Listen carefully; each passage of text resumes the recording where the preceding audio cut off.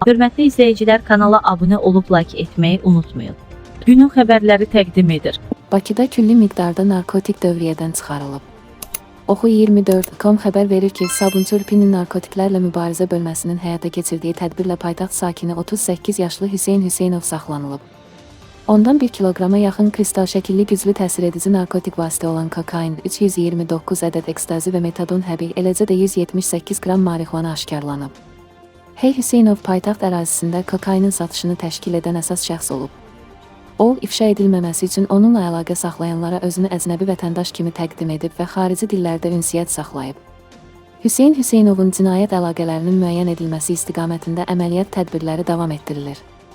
Həmçinin Sabunçu Urpinin ənəm və əməkdaşları tərəfindən cari ilin əvvəlindən keçirilən tədbirlər zamanı 36 kiloqram narkotik vasitə və əməliyyat yolu ilə 2 ədəd odlu silah aşkarlanıb.